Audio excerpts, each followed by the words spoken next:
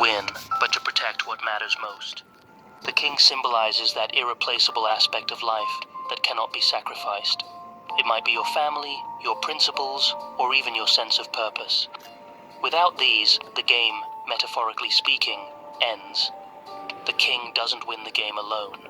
Its role is to endure, to survive long enough for its allies to bring the battle to a close. This endurance is a lesson for all of us.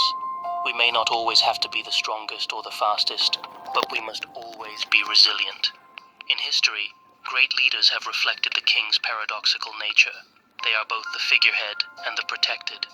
Think of figures like Mahatma Gandhi or Nelson Mandela. They were not warriors in the conventional sense, but their survival and symbolic presence inspired millions. Like the chess king, their influence was not in their physical power, but in their ability to hold everything together, even in the most challenging times.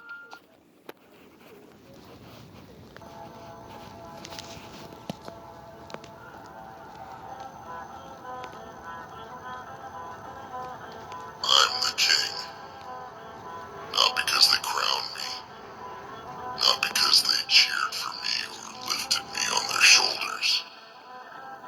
No, I'm the king because I took it. Every inch of this mountain, every grain of stone beneath my feet, every goddamn peak that claws at the sky. I took it with my hands, with my blood, with every breath that tried to choke me out. I spit it back and climbed higher. They don't understand what it costs to stand here. They see the crown and think it's made of gold. But it's not. It's forged from the weight of betrayal, from nights spent clawing at my own chest, trying to keep my heart from stopping. It's made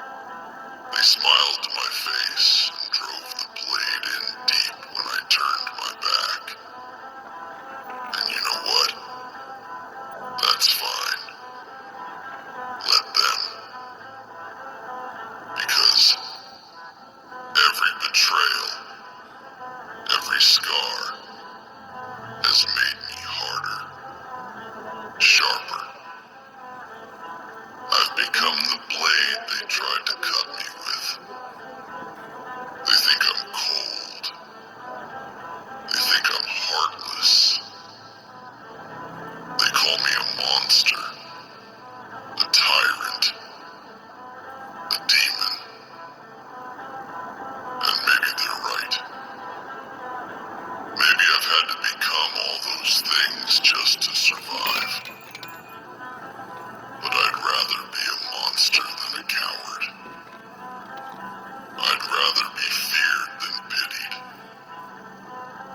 You want to know the truth? I don't need their approval. I don't need their love or their applause. I don't need them to bow at my feet or sing my praises. Because I've learned the hard way that kings don't need validation. Kings don't need permission. Kings take what's theirs, and they defend it with everything they've got. They'll never understand the sacrifices I've made to stand here. They don't see the sleepless nights, the battles fought in silence, the wars waged within my own mind. They see the crown, but they don't see the cost. They see the throne, but they don't see the broken bones, the shattered dreams, the rivers of blood it took to build it. I've bled for this. I've burned for this. And I'll be damned if I let anyone take it from me. They think they can stop me. Let them try. Let them come with their armies, their schemes, their lies. I'll face them all. I'll crush them beneath my boots and scatter their ashes to the wind. Because I'm not just a king. I'm the storm that drowns them. Even in the most... The chessboard is not just a game. It's a battlefield, a classroom, and at times a mirror reflecting the complexities of life itself. One piece stands apart among the 32 pieces on the board, the king. It is not the most powerful piece. It doesn't move far, and it doesn't command sweeping arcs. And yet, the king is the heart of the game. Without it, victory or defeat has no meaning. But I bet you think being king means you gotta run around and do all of this and do all of that. Replace king with boss. But we're on king. No. It's what generals do. It's what great soldiers do. Kings sit in place and get shit done by pointing fingers, because other people are good at those things and they're not trying to muscle in on their fucking job. They can see what they're good at, so they push them towards it, utilizing them as a team. And then the team realizes that's the king. I'm better than him at this, but he's better at sitting in fucking place and getting shit done. I can't think like him, no matter how hard I try. Why? Because you missed your opportunity. You're supposed to start that journey when you're a kid. Hello guys, and welcome back to our channel. If you enjoy playing chess and would like to get better, consider subscribing to our channel. And if you enjoy playing the game of life, if you want to understand yin and yang, you know, the black side and the white side, I wonder if all that connects to each other. I wonder if chess is how you maneuver in life. I wonder if it's war, but can you take it to your job, your family, your friends, your fucking everyday life? Yes, because it's not a game. It's a fucking teaching ground. It's a teaching game. Games used to teach you things. You'd play it so much you wouldn't even realize you're becoming a king, not just a fucking regular ass nigga. Oh, I wonder why all the, smart people make their kids go learn how to play chess. Feel free to comment down any chess tips you may have. I also Regardless if they want to or not. Oh, because it's going to teach you things about life that you can't teach them. If you have been to my channel before, and the game is over. This concept symbolized the structure of of the Indian military, infantry. This was the precursor to modern chess, played on an 8x8 board with pieces representing the 4 divisions of the Indian military: infantry, cavalry, chariots, and elephants. Oh, so people were playing a game before chess, and it did the same thing? They just probably figured out a better way to do it? Or did that game change the way people think? Because if you pay attention hard enough, you're going to see people think like this. You don't need to be a king. You don't need to be nothing. You just be a person. At the heart of it all was the Raja, the king. In a chaturanga, the survival of the Raja was everything. Lose your Raja, and the game is over. This concept symbolized the structure of war itself, where the safety of the leader dictated the outcome of the battle. It seems like that's the same thing as a household between a man, woman, and a child, a family. Once that father's gone, it's a fucking downhill. You can fight it, you can say, hey, it's not natural because the Lord built 2 of everything for each species because you're supposed to be together. That's just it. If you don't have each other, you're fucked. Your life is not going to be better as it could be. You can still live it, you can still have fun, you can blah, blah, blah, but you don't have your pieces to your board, to your life, to go through your life. That's it. People could play around with this dumb shit and, I don't care. And yeah, you sure don't care on them crying ass late nights and them nights where you're like, yo, I don't know what to do. There's people against me and I don't know what to do. Well, if you had a fucking leader, you would know what to do. The Raja was a reflection of real-life rulers, figures who often held immense symbolic power but relied on their armies to survive. From India, chess spread to Persia, the Raja became the Shah, the Persian term for king. The idea of checkmate derived from the Persian phrase Shah-mat, meaning the king is helpless, emerged. Shamat. We've learned a new word. Nice. And it's from a different language. Shamat. Your ass is mine. It's over. Checkmate, baby. It's over. I'm gonna start using that. Unless my brain forgets it, but you have to use it to remember it. Shamat. I like that. That sounds good. Shamat, motherfucker. People will be looking at you like, Shamat, who the fuck with the... It's good to know other words in different languages, so when you want to assault people, like insult them, not even with bad words. Saying checkmate to somebody's not a bad word, but Shamat. It's the way you say it. They'll look at you like, what the fuck did he just say? And they don't even realize you're telling them it's game over already. During this era, the Shah was still central to the game, representing the ruler who must be protected at all costs. When chess reached Europe in the medieval period, the king became a reflection of feudal monarchs. Unlike the powerful queens of modern chess, medieval kings were deliberate, cautious, and often slow to act, much like their real-world counterparts. The king's limited movement mirrored the careful, strategic actions of monarchs, who ruled through alliances and advisors rather than direct combat. The king is a paradox.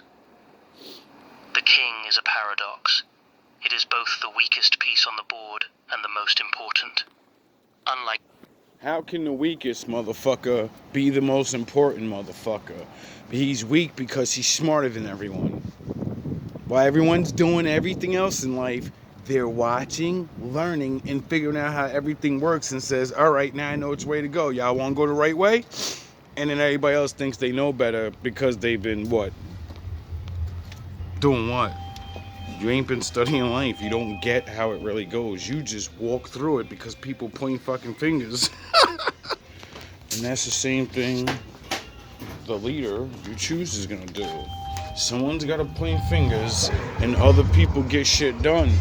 A lot of people want to be leaders so bad that's why most families don't get together and become a group of families with a leader. That way your neighborhood isn't shit, while everybody else that lives right next to your neighborhood, right next to your corners, right next to your blocks, they live like shit because they're all divided. But yous always protect each other. Yous don't fall off on money, because anytime you need money, you can go to your fucking neighbors, or they all pitch in to save you during crisis and all that. See, small little things like that make life great, like it's fucking heaven on earth for those people.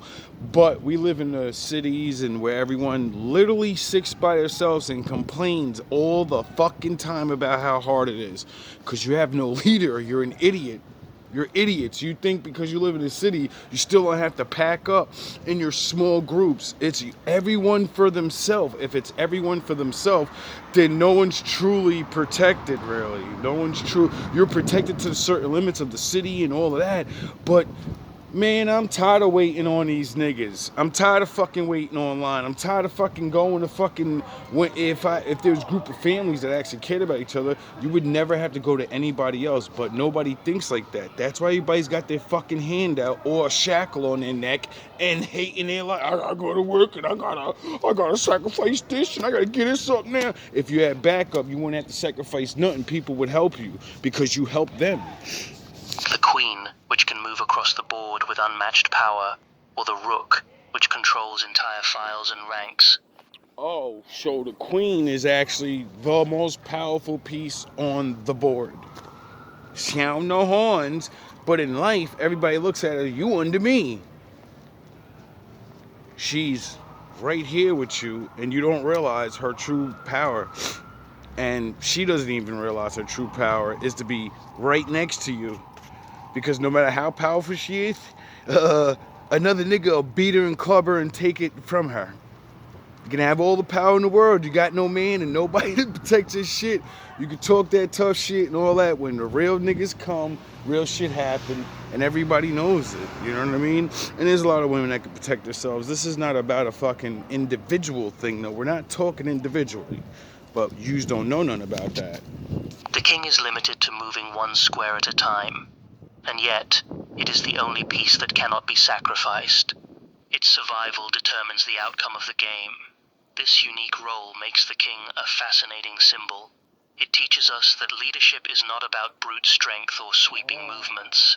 Leadership is about survival. It's about making decisions that protect not just... Do you get that? Everyone that's a leader now is all about maximum maximum, what's that word? Productivity. No one's worrying about survival. They're worrying about, we're going to make mad fucking money. Not realizing if you're worrying about surviving, you're going to make mad money. People don't get it though. They'll rather just make mad money, not realizing to just focus on that means you cut corners and you're not worrying about the people. So now you have a big city and crime infested and dumb shit going on because you don't have fucking families. You have people that live together. They're not families. Most families ain't fucking families. They're people that live together. yourself, but the entire system around you.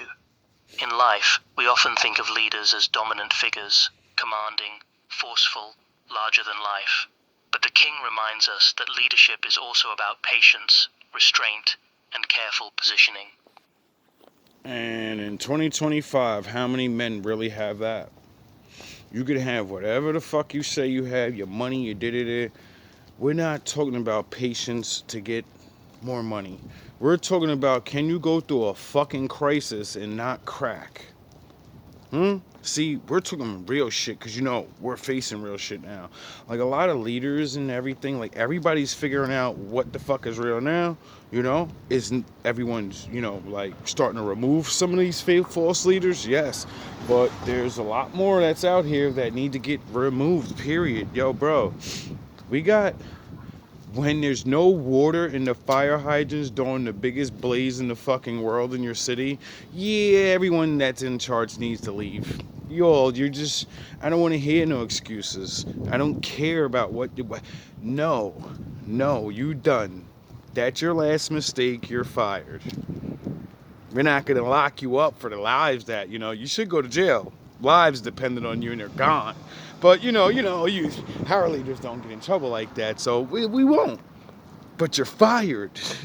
You're not going to go away and, you're fired though. You're done. You're not in charge no more. You're done. You fucking failed at an astronomical rate. It's one thing for a block.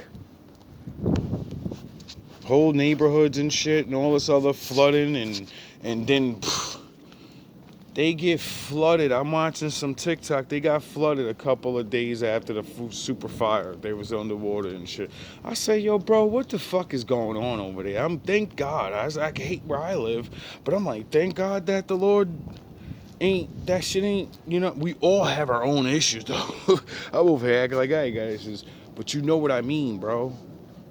When I seen in Philly or some shit, their entire, up to the door where the handle is, frozen water. I said, yo, bro, you can't really do much about bursting pipes. Oh yeah, the pipe was 100 fucking years old, and that's your job to make sure to know. Maybe we should change the 100-year-old pipe. It's ridiculous. We live in this. From the simple fact we're learning about being a leader, and this shit is thousands of years ago, and it's like people are running out of excuses. It's like you had your time, you skimmed your money, now go off into the fucking sunset somewhere and let the Lord deal with you. Because we know we can't put some use away somehow. So the Lord's coming. Doesn't matter to me. I don't care. Get away. Go. Run. Have fun. A well-protected king allows the rest of the team to thrive. A vulnerable king puts everyone at risk. The king's journey. Lessons from the chessboard. The king's role evolves throughout the game, teaching us different lessons at each stage. The opening, finding safety. At the beginning of the game, the king is at its most vulnerable. It is surrounded by pawns, knights, and bishops, but it is also exposed to immediate threats. The king's primary goal in the opening is safety. This is why players often castle early, a move that places the king behind a wall of pawns and activates the rook. Castling is a strategic retreat. It reflects the idea that even leaders need to step back and protect themselves before they can contribute to the larger plan. In life, this might mean taking time to build a strong foundation, whether it's financial stability, mental health, or a supportive network, before tackling bigger challenges. The middle game. Meaning, if you don't have communication skills and you don't actually know how to work with people, stop trying to be the one. This is the shit that's wrong with every company in the world that I've ever been around. It's always these people that you could be a manager, you could be a boss, but you know what I mean? Because you can learn, you know how to do the things, but you're a personality, you're not a fucking boss. You're not. No one really likes you. People only do what you say because you're the boss. No one likes you. When everyone likes their boss, workers work harder automatically. Everything's more smooth. So therefore, you make more money and there's more shit that gets done. Everyone complains about service everywhere, about everything. Why?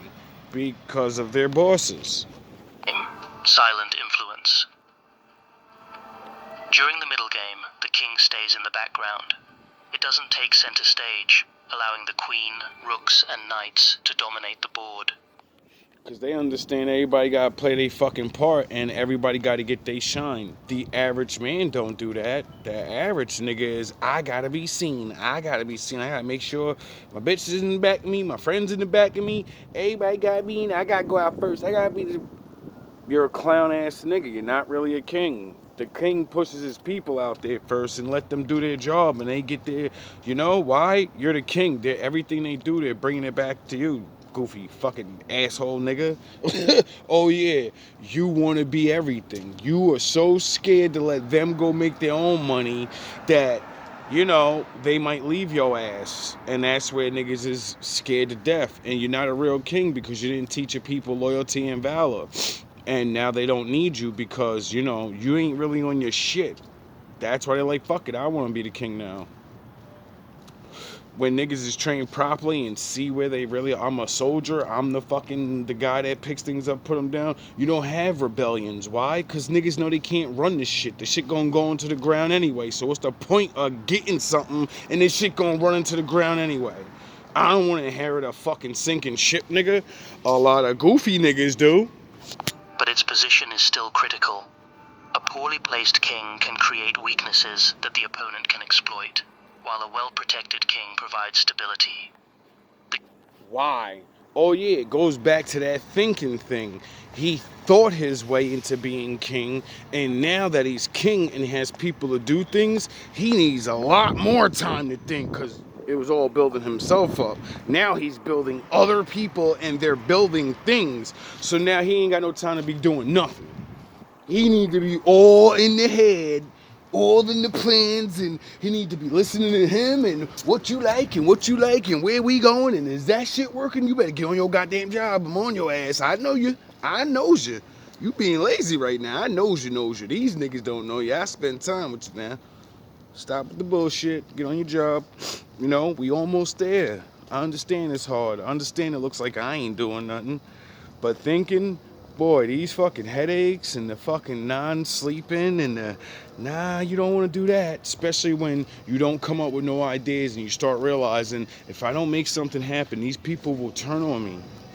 If I lead these people in the wrong direction, they're going to turn on me. I can't be making mistakes. I can't just play. This is not a game. It's not just my life. Other people count on me. That's what a fucking real king is. Someone that understands everyone matters. Not just me. Everyone matters because everyone plays a part, and that's why we're a kingdom and not just regular people. We are a well-oiled machine, and that's why no matter where we go, no matter what we do, we gotta go up because it's the way shit is done. King in the Middle Game is a lesson in quiet leadership. It shows us that influence doesn't always come from bold actions. Sometimes simply being in the right position is enough to shape the course of events. The Endgame, the King's March. In the Endgame, the king comes alive. With fewer pieces on the board, its vulnerability decreases, and its importance as an active participant increases. Why? Because nobody wants a motherfucking leader that's not gonna put in work with you eventually. Go to war with you. Why? Because nigga, we fighting for your throne in our land. We're fighting for your leadership and our freedom. So, motherfucker, if this shit get too wild and we don't know what's really going on, and nigga, you gotta be battled. You gotta, nigga, get out here and help us, nigga. We need some of that thinking on boots on the ground, dog. We need you right here, letting the niggas know, like, yo, get the snipers over there. Get the fucking other niggas over there. You niggas, you ain't gonna make it back. I'm sorry. You the weakest ones. Y'all don't, you pick things up and you put them down. When you go make this sacrifice, your children and your children ain't never doing nothing, dog. Don't worry about it. We gonna make sure they ain't pick things up and put them down, ass niggas. We gonna make sure they smart. So your next generation ain't never gotta make the sacrifice you did. Somebody else's generation gonna have to do it if it called for it. Because that's the fucking way it is, bro. If you a pawn, my nigga. A lot of niggas is bitches, though. They be, I'm not sacrificing my life for the king. You're not sacrificing life just for the king. It's for the kingdom and the fucking future of your children and your bloodline to keep living, nigga. A lot of niggas don't know nothing about that. Why? Because kings won't do nothing for your ass. They'll be like, go sacrifice yourself and yeah, that's it. And be fucking your wife a week later. The king steps forward, supporting pawns as they march toward promotion. How are you supposed to go away to rehab when it's the holiday? Increases. The king steps forward, supporting pawns as they march toward promotion. It controls. Get it? Because they're pawns, they're not thinkers. He got them over there, but he's with the weak dudes leading them. Then all the smart ones, the generals, they got the stronger soldiers and they're leading them. So now you can work harder, fight better, whatever, from two different ways instead of just going straight forward. While, you know, other people that don't think like that or can't work like that, they're finished. key squares, and even delivers checkmates alongside other pieces. The king's transformation in the endgame is a powerful metaphor for leadership. It shows us that there are moments when leaders must step forward, take risks, and guide their team to victory. It's a reminder that leadership is not static. It evolves with the situation. So what is one of the greatest things a leader has to learn? To be adaptable, because you learn that no matter what you plan for, it may not work, first of all, because of many other things. Someone could be smarter than you. There's always a rat ass nigga that tells people you're fucking playing. The weather, most people don't even think like that. Like, I gotta incorporate how the weather's gonna be so I can form my strategies, you know? Because your workers be outside, your war is outside. Most regular people don't think like that. They're like, war is war. You fight all the time. You just go. No, the fuck you don't, dummy. The king as a symbol of life. The chess king is more than a piece. It's a symbol. It represents the balance between power and vulnerability, action and restraint. Its journey across the board mirrors the challenges we face in our own lives. Yes. No matter how much anybody thinks you are in this world, right? Yo ass gotta take a shit. You gotta wake up just like me. You gotta put one leg in the pant leg and then the other one. I don't give a fuck if you're a billionaire to fucking super broke, nigga. You are going to move one step at a time in life. The only other people that don't do that are cheaters. People that just get given things or cheating. Those are the people that get the fucking, and then they face real people on that battlefield, that business world, and then they be like, fuck, man, I'm about to lose everything. I can't cheat in this moment. I cheated to get here, but now we're on the world stage and there is no more cheating because, you know, I can't pay these motherfuckers off. Get it? And then that's when you lose for your whole squad, and then everybody's like, what's going on? Next thing you know, that nigga dissolved the company, fire half yous, and he's still a billionaire, and all y'all niggas is looking for new jobs and new retirement plans, but you're already 50. The king's reliance on other pieces teaches us about trust and teamwork. A lone king is defenseless. It depends on pawns, knights, and rooks to protect it and create opportunities. In life, too, no one achieves success alone. Whether it's family, friends, or colleagues, we all rely on others to help us reach our goals. The king's limited movement is another powerful metaphor. It reminds us that even the most powerful figures have boundaries. Leaders are not invincible. They have weaknesses, and they depend on their team to compensate for those weaknesses. But the king's role is not to dominate. It's to endure. Its survival keeps... Oh, that is the greatest lesson a king needs to learn, is how to endure. I wonder why. Because it's not always going to be easy. You're not always going to win. You're not always going to think of the right thing. And you're going to have to endure that, you know? And if you have a good team, that when you lose, they're not just going to be like, oh, you fucking lost and we're going to leave now. Nah, they're going to be like, we lost. We all tried. We listened to you, but, you know, maybe we lost because one of you niggas didn't execute the plan. You get it? Maybe it wasn't the leader's fault, but he chose your ass to be on the team, so your failure is his failure. He's the one that put you there. You get it? You see how it always goes back on him, even if it ain't his fucking fault? But everyone's gonna blame your ass. You're gonna get fired, you're gonna get jailed, you're gonna get whatever you get. Why? Because that's what happens when you step into the leader's position. And a lot of people don't like that no more. That's why leaders now, they get fat and retire in Miami and shit when they fail. And I'm like, yo, what the fuck happened to the old way? If you fail, nigga, we all looking at you like you're done, dog. We suing, we taking your head, something. Wherever you go, people gonna throw rotten tomatoes at you or something. What the fuck is wrong with everybody? The game alive. Iconic moments featuring the king. Throughout history, the king has been at the center of some of the greatest chess games ever played. In Adolf Anderson's immortal game, the king became a key figure in a brilliant series of sacrifices that led to a stunning checkmate. In Jose Raul Capablanca's legendary endgames, the king marched alongside pawns, leading them to promotion and securing victory with precision. These moments remind us that the king, though limited in movement, holds immense power when used wisely. They show us that even the smallest actions can have the greatest impact. The king in popular culture. The king has... I'm the fire that consumes them. I'm the nightmare they'll never wake from. I didn't climb this mountain to play nice. I didn't fight my way to the top just to be knocked down.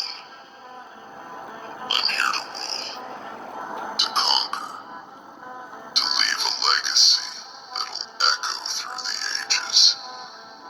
And if that makes me the villain in their story, so be it. I'll wear that title like armor.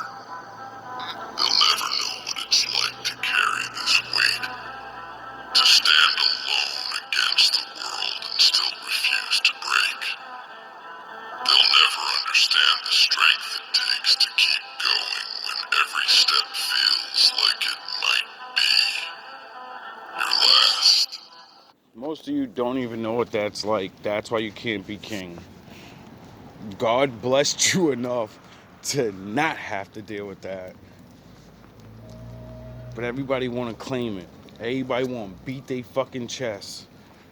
I'm this and I'm that of this and everybody has the egos of kings. And I'm looking at y'all niggas like, yo, bro, you can't even control yourself. You don't deserve to control anybody else. You can't even bow to the Lord, but you want men to bow to you. Fuck out of here.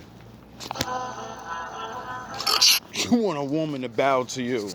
You can't even bow to the Lord. You don't even know if he's real. And if you figure out he's real, you still have trouble bowing to him. That's the sad part. You'll have problem with submitting to the Lord, the thing that created you, but you want that woman to submit to you and your every word. Goofy ass niggas. Fine. I don't need their understanding. I don't need their sympathy. I need nothing from them. I am the king. Not because they chose me, but because I chose myself. And the Lord chose me for Because that. I refused to give up. Get it? That's why the Lord chose me right there. Because I chose myself to, do the hard work of a king. Where you bugging for, doggy? Over Refuse there. to give in. All that barking out the Refuse to window. let their doubts become my reality. They think they've won, that they've broken me, but they're wrong. I'm still here. I'm still breathing. And as long as I'm alive, I'll keep fighting. I'll keep climbing. I'll keep proving them wrong. Because that's what kings do. We endure. We rise. We dominate. So let them talk. Let them plot and scheme and pray for my downfall. It won't matter. In the end, they'll see.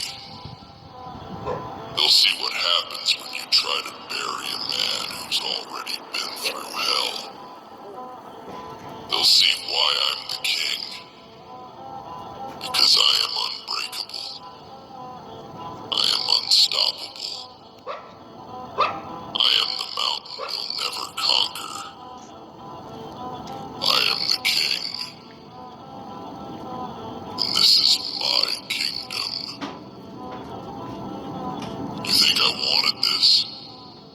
You think I dreamed of standing alone, carrying the weight of this crown and the scars that come with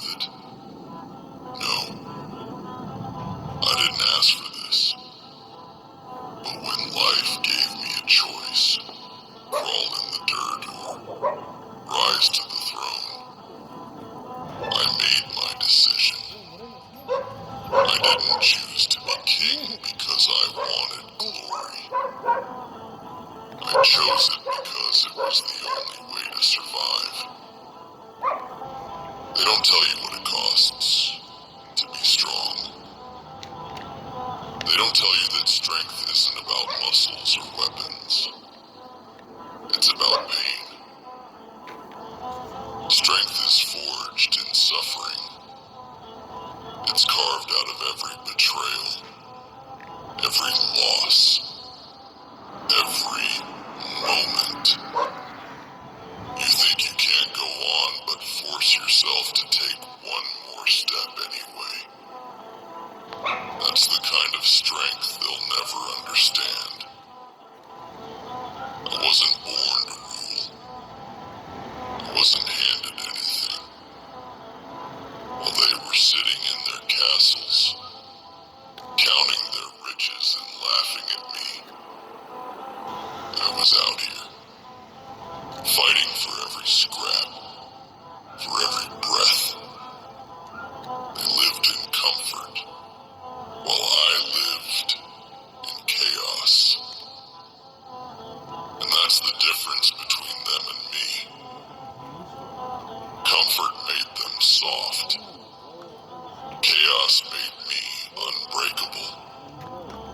Now, do you know what it feels like to be hated by the very people you bled for? To be... You know why? Because the world's full of chaos now. Everyone's got a chaotic mind. And even if it wasn't, when you build shit, when you live life, when you do anything, eventually chaos happens. Period. You don't know what to do. When a lot of motherfuckers think they leaders and this and that, when the Lord finally brings you to that point of now what you do, and you can't think of it because you already thought of something, that shit, it's over. So that ain't gonna work. Now, what you gonna do? Most people surrender, quit, or betray their fucking people. They don't know about countermeasures, like losing and taking what's left and moving over there or over there and rebuild. They just won't take the loss and rebuild because they have to go all out for what they have because they don't believe they could do anything else. Cast aside like you're nothing more than a shadow. You're too weak. A stain on their perfect little world. I do. I know it too well. They spat on me. They mocked me. They said I'd never amount to anything. That I was just a failure. A mistake. But look at me now. I'm the one standing at the top of the mountain. And they're the ones looking up. Choking on the dust I left behind. I've heard their whispers. He's too harsh. Too cruel. Too relentless. But they don't know what it takes to survive up here. You have to The be air is relentless. thinner at the top. Yes. The winds are colder. And the higher you climb, the lonelier it gets. You don't make it by being kind. You don't make it by playing fair. You make it by being ruthless. By doing whatever it takes to stay alive. And that's what I am. Alive. Do they have to break the laws of God to win? No. So, when they say do whatever it takes, it doesn't mean, I gotta go out now. No, you gotta starve for a couple days, nigga. You gotta wear dirty ass clothes for a couple months, nigga. You gotta not be able to pay rent and figure out how you get it any means necessary. You niggas think that means I gotta rob and steal now. I gotta be wicked. I gotta hurt other people. Hurt your fucking self, nigga. You won't do that. Because, not giving yourself shit, that hurts too much. You might as well take it from other people, you pussy ass niggas. Despite everything they threw at me. I'm still here. Despite every obstacle. Stunting on these niggas. Every enemy. Every storm, I'm still standing, And that's how I win. and I'll keep standing. That's why it's the thinking man's throne. I've been one. I've been sitting on the throne. You niggas need to see material shit. You never seen a conqueror like me. You know? They're out there. But men like me don't get the spotlight, you know? Every now and again. Usually lying ass niggas steal our stories and, you know, make movies and raps and then they fucking, you know? That's all these stories, a lot of these, this shit is all acts now, bro. And if you just can't see it, it's fucking crazy. There are still a lot of real good people, actors, artists, blah blah blah blah blah blah blah blah. But there's so much faking going on now. It's fucking ridiculous.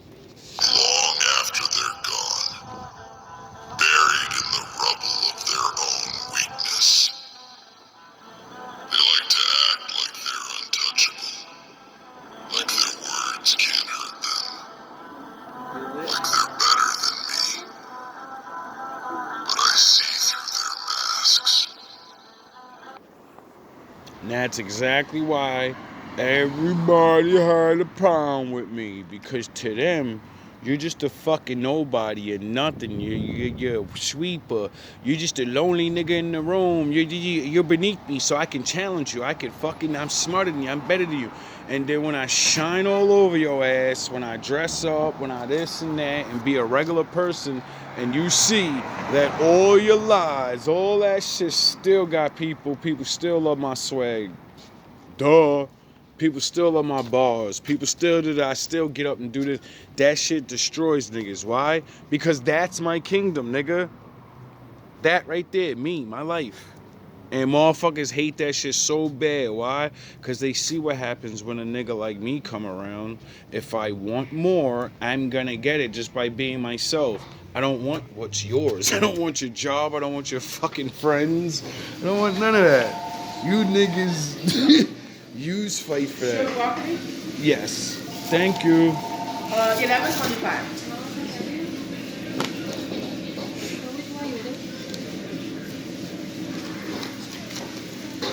Thank you. Have a nice night. And that's the sad part.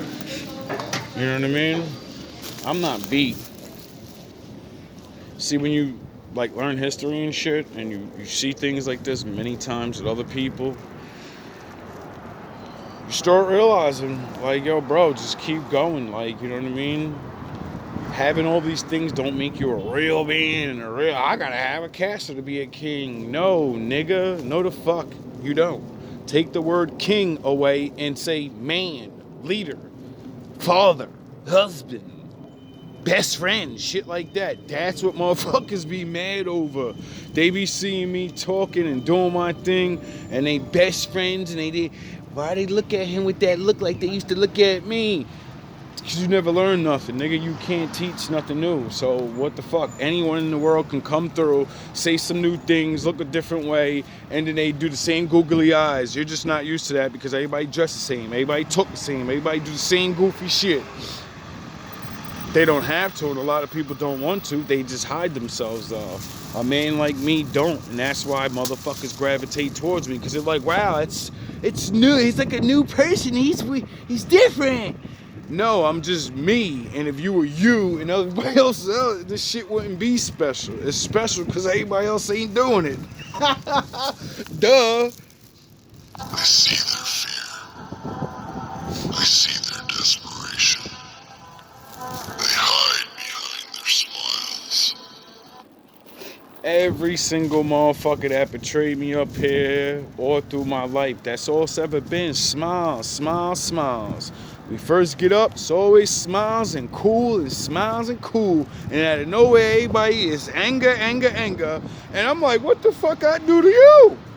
Last time I checked, everything is alright. And I ain't never talked to you or chew with you. And if I do, it's a here and then or what up. And then the beef and the anger. And I'm like, oh, what the fuck? Oh, you always was hating. All them smiles and all them, oh, I gave you a gift or something. I did.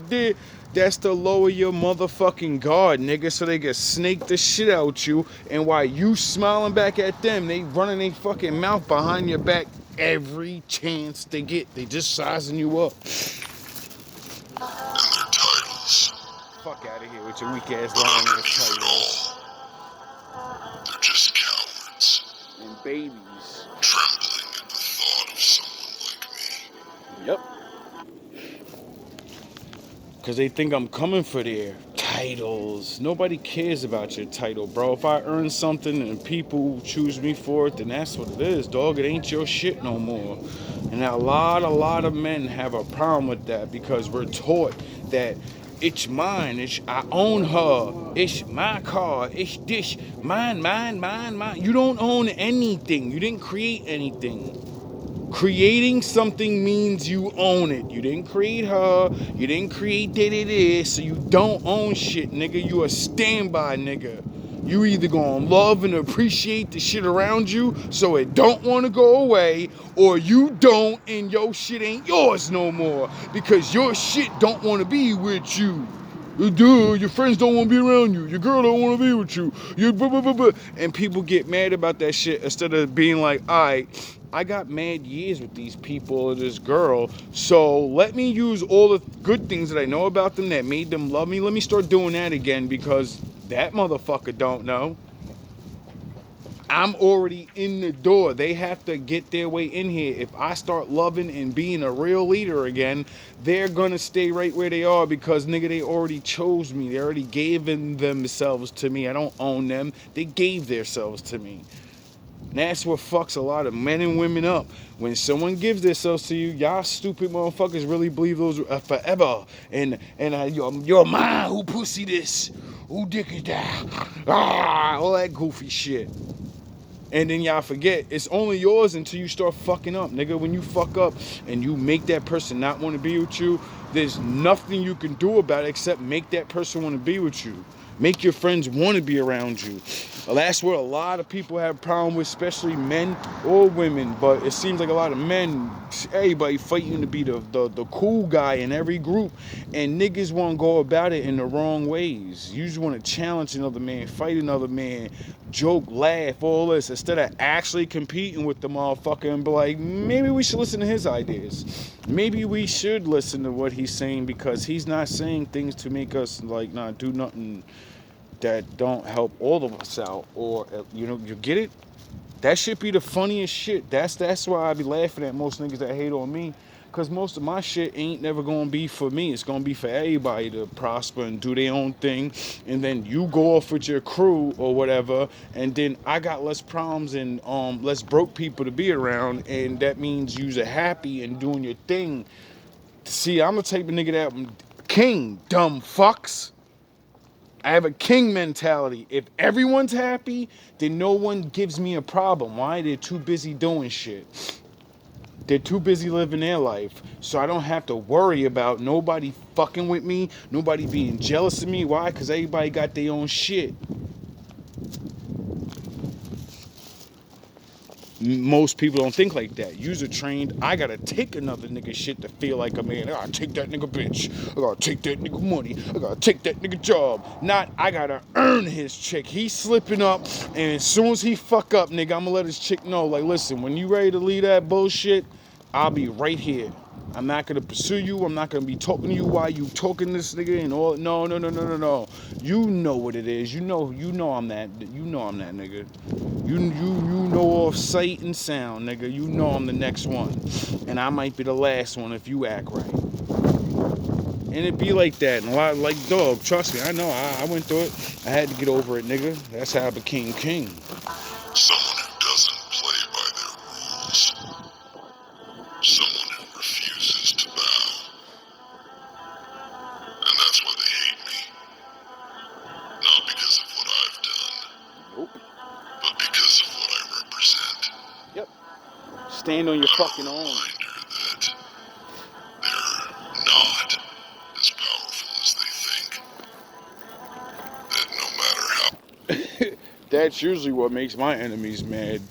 And I don't even be realizing it. I'm always talking about, oh, I did this by myself and da-da-da, and not realizing I'm shaming everybody around me because most people have friends and family. So as soon as I talk about me having to do everything by myself and learning things, I'm thinking I'm just giving it inspirational to you, to the people, to the person. Like, yeah, man, this you, yeah. And because they don't think like me, like, oh, wow. If someone's telling me how they had to learn all these things by myself, and I know I don't have to learn things by myself, let me run over to those people that do help me now and get more information so I could be better than this motherfucker, because he got to keep learning shit by himself. That's how goofy you niggas are. You get fucking mad and jealous and be like, oh, this nigga bragging in my face that he's so far, but fuck you, you still ain't got no car, you ain't got this, and you ain't got, oh. I got just mere words that can destroy your fucking life with me not having nothing. Just talking about how I learn things and do things on my own. I could bring your whole world of luxury down and make you want to fuck my life up. Even though it's fucked up more than yours already. Because it's really not. It's only physically in the worldly. You know, when it comes to real moments in real life and all that, you want to feel that. You want people to walk up to you and say what people say to me. You want to know that you can just walk up to anybody and just start talking and have a conversation. A lot of people want that, but they won't go and do it. You can, but you won't. How high they build their walls. Nobody want to hear your shit. There's always someone. You know how many men wish they could just walk down the street and have people talk to them for no reason, or just pick someone out and talk to them? You know how many men wish they could do that? Not get numbers? No, it's called you can get attention. That shit is, a lot of people don't get that because they don't practice how, so they never will. Willing to tear them down. I've learned that the world doesn't give you what you deserve. Nope. It takes from you. It chews you up and spits you out. Yep. And that's not for everybody, you know?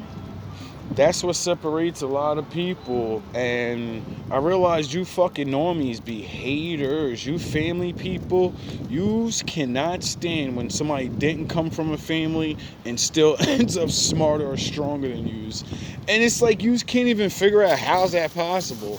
How would I not be stronger than you in survival if I had it worse than you? How? Nigga, you always can turn to somebody. If I always gotta figure shit out myself, that means when the going get tough and at one time you can't run to nobody because everybody busy or money fucked up, you fail automatically. Your option is to, oh, I can't do nothing. My option is I'm gonna figure this shit out. Or I'm going to bear through it, make sure I sustain enough so when I do make the comeback, I could just restart right where I was. Yous will blow the money and say, fuck it, I'll just get another loan. My daddy got it. And it doesn't care how much you've suffered, how hard you've tried. The only way to survive is to take what's yours Yeah. and never let go. I think that's true. But like I said, doesn't mean you have to break physical laws and really steal shit. No, I had to take this fucking job by force. How'd I do it? By using the laws of the job. Duh. Once I found out what the fuck they could do and what I could do, I just held it all to it. It's like, well, what you gonna do now? Duh. The words on them paper, the law, it protects me from you. You think you could do this, you think you could do that, but you can't. And just because you do it to all these other men, because they're dumb and probably can't read, or just don't know, or they do know and they see other people let it happen, so they're like, all right, this is just the way it is. No, it's the way you allow it to be because you're too pussy to go through the gauntlet. You know, once you start fighting back, it's everybody versus you. And most people want to have friends and family and da-da-da. I don't have friends, and I don't give a fuck about making new friends. So when they challenged me and thought, oh, we're gonna ban them, we're gonna talk shit about them, that way everybody hate them, and I said, nigga, I don't give a fuck, nigga, where I'm from. Everybody turned on me, and I know how to not be a whole town could not like me and not talk to me. I don't give a fuck, nigga. I talk to myself, and not for nothing. I could be it could be slavery days. I guarantee I get my master to still love me, nigga. I'm that nigga. I'm that token nigga. Yous don't get it. I'm that nigga that can't be hated forever. Why? Because it's what I do. You can make a bunch of lies up, but by my personality and what I do, someone's gonna see it and be like, yeah, he's useful. He's not too bad. I don't mind if he's around. And then the conversations start. You need something, and that's when people get mad. Like, why is niggas helping this nigga? I'm trying to destroy this nigga. Cause you're a piece of shit. And people don't like pieces of shit. And that's what it is. That's all it really is. They called me a monster. And maybe they're right. Maybe. But monsters don't cry about being misunderstood. Nope. Monsters don't beg. Someone made a promise. Ooh, just walked in on some good shit. You know this. This relationship is beyond repair. Karmic femme feels used and depleted. She brought a lie and stole the truth. So whatever relationship this is someone's defeated. I mean, yeah. Maybe this is you. Maybe this is someone else, a third party, whatever the case. Someone is like, man. But, you know, you are protected by angels and demons. So whatever this is, you're protected from it. Yeah. Lovers. Someone was an easy lover. New business Monsters opportunity. rise above it all and remind the world why they were feared in the first place. So let them call me what they want.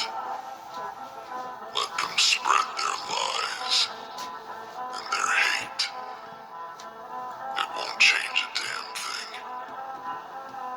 Because no matter how loud they scream, no matter how hard they try to tear me down, I'll keep climbing. I'll keep fighting. And what does that mean? That means you found yourself, you know what the fuck God sent you to do, and you just do it. Why? Because it's you being yourself. And then that's when you know you won't stop, because you're like, yo, bro, they're violating my existence. You want me to not be me. No. That's when that will of, well, I don't know about you, but it came to the point in my mind where I said, yo, bro, I'd rather die than not be me. And if you're willing to kill me for being me, I'm going to videotape you so bad that even if you get it off, because it happens many times, I'm going to change things. I'm going to be the last one. And a lot of other dumb fucks like me, they'll be able to see what's going on.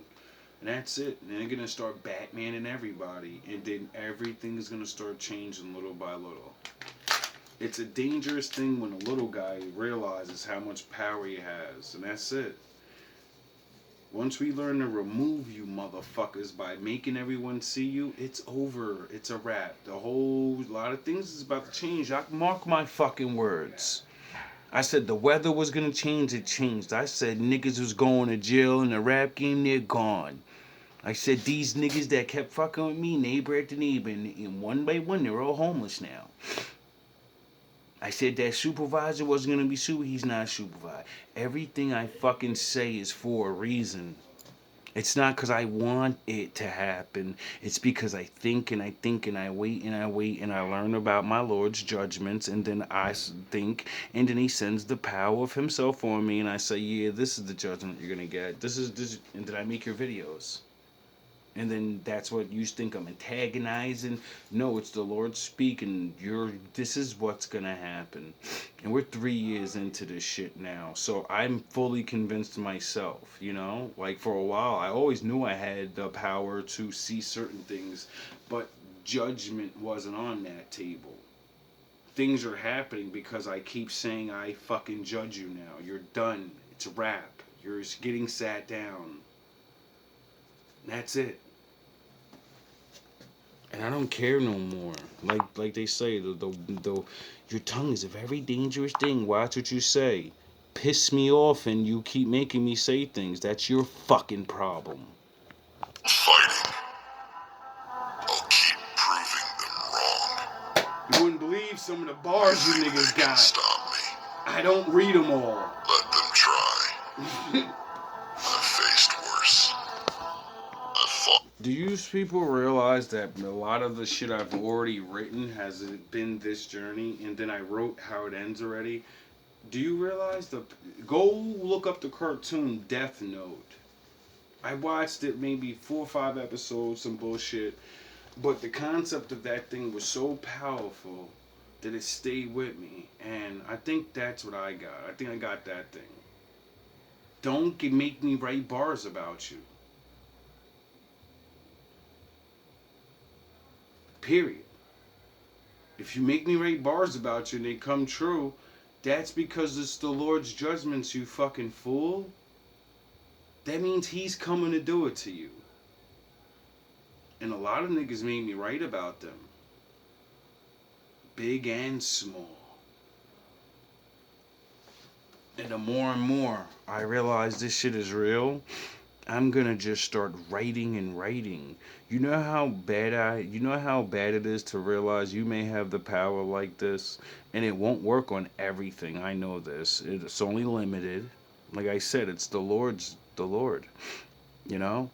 But I don't call judgment a lot of times on motherfuckers when I should. That's gonna stop. This is the year where I really start anyone that I'm calling judgment on everything and anyone from my life. Confirmation. You get ready for the roller coaster. Battles they can't even imagine. I've Start with stared him. death in the face and laughed.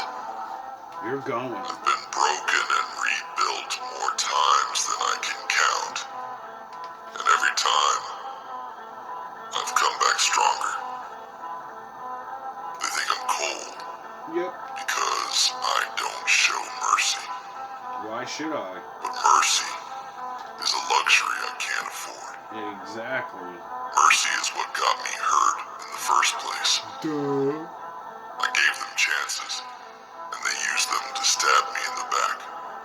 Hit me with a So bat. now, I take no chances. No. I give no mercy. No. You're going in the Because book. I've learned that kindness is a weakness in a world like this. I'll never forget the ones who doubted me. You're going in the book. Their faces are burned into my memory. You're going in the Their book. words etched into my soul. You're going in the book. And every time I feel like giving up, I'm gonna put you in the every book. time I think I can't go on, I remember them. I remember them.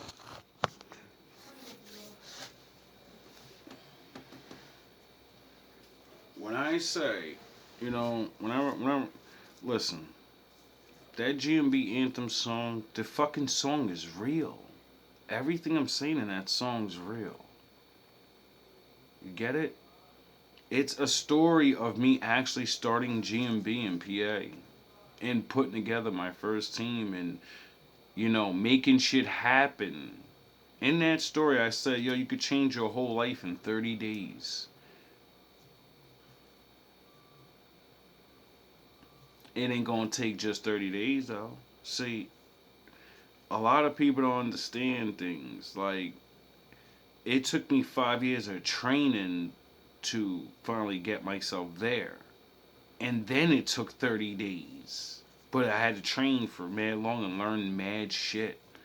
And then after all that learning, it took 30 days to go from living on the fucking floor in the projects to living in a fucking apartment above a bar that's trashy. But I'm the fucking man now. I went from nobody, everybody doesn't believe in you no more. You're ex-fucking drug dealer. Hey, you lost your throne. Everybody betrayed you now. You're just a dirty-ass bum nigga. Nobody cares no more. You're nobody. And then you say, fuck all you niggas, God's real, blah, blah, blah, blah. You leave all of that behind. You go get back everything you lost by working. You got your whole new crib. You ain't got to rely on no bitch for it like last time.